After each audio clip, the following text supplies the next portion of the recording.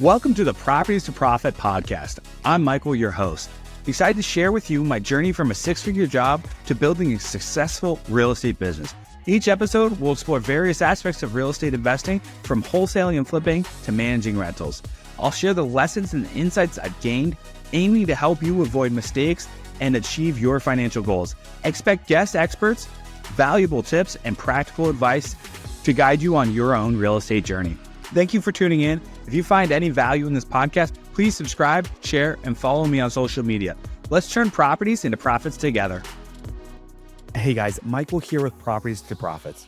Now in today's episode, I'm going to talk to you about how my home buying company, Oasis Home Buyers, just got back the final judgment from the judge on a lawsuit. We received our first lawsuit from a home buyer. Unfortunately, a seller believed that we broke into their house and stole some of their family's prized heirlooms. Well, they believe that we went out of our way to steal prized heirlooms, and we lied about it.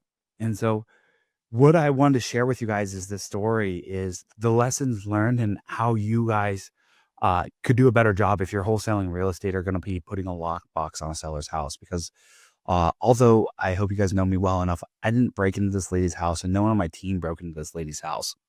The lawsuit still happened, and they weren't willing to settle for less than 50 grand, and I wasn't willing to do anything. So we went all the way through. And recently, about a little over 60 days ago, we got the final hearing back on it.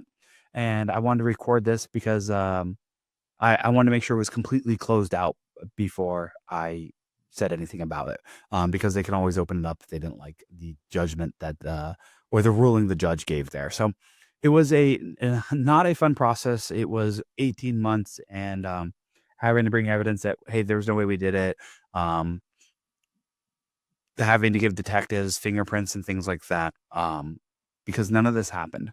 And so what I want to share with you guys this experience and how it could help you moving forward. So what happened was this lady reached out to us, wanted to sell a family home. We went into contract on it.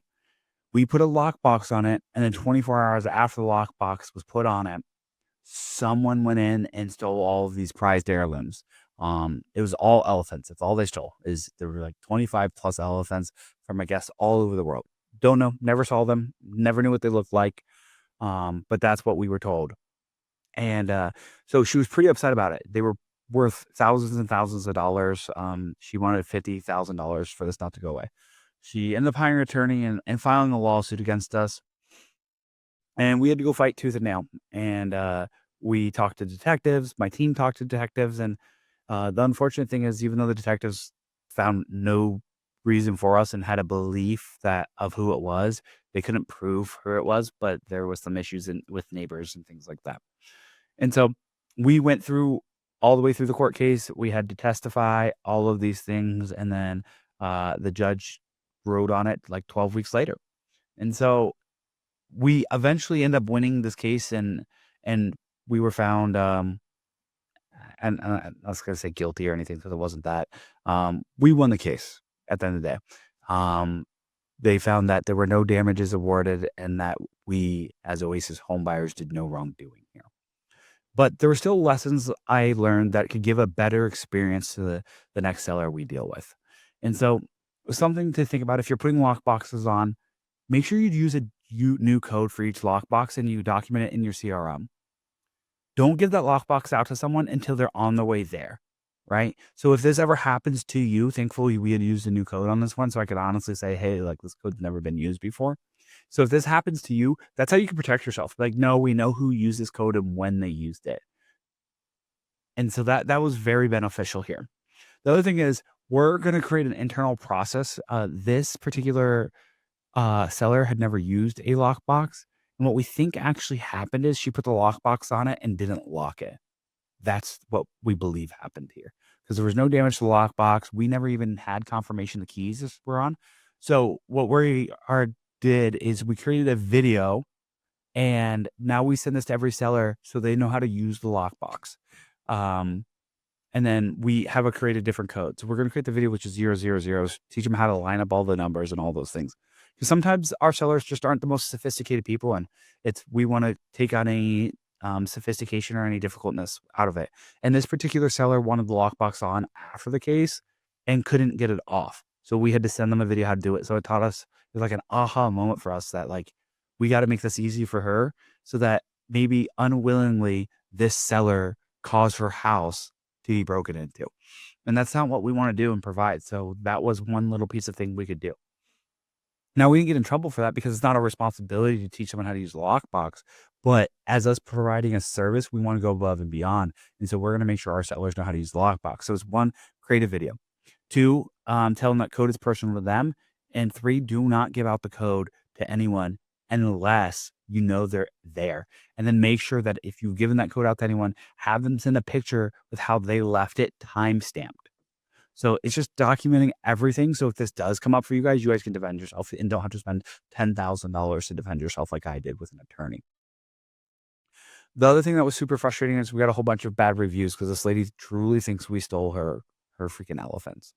And so this could have been avoided if she knew how to use that lockbox, because that's what, now I don't know that to be true. That's not what happened. I don't know for sure that's what happened, but talking to the detectives, how the judge ruled on this thing, that's what they all believe to happen. And it does make sense.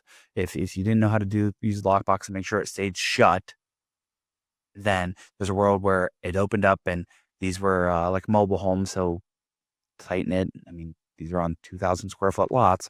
So who knows how many people walk past that and maybe saw that and someone decided to take advantage of it. So I want to share this experience with you guys because I don't want you guys to go through this.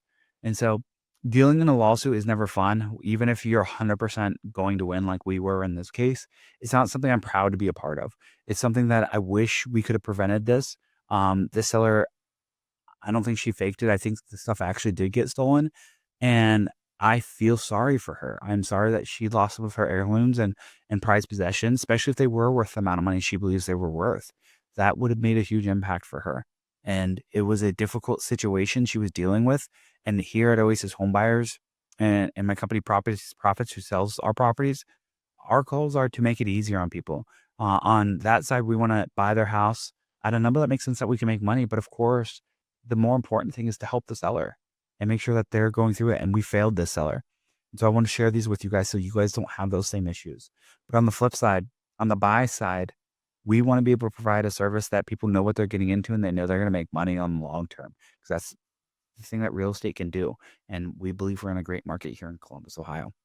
And so that's what I would do, is just document a little bit better, make sure you have a new code, and then make sure you teach the seller how to do it. Don't assume they know how to do it, because a lot of times they don't. There's also YouTube videos and stuff like that you can send them. So send them those links so they know how to do it, so they don't unknowingly leave the door unlocked or the lockbox unlocked with the keys in it. Then someone can unlock the house and go see what they want.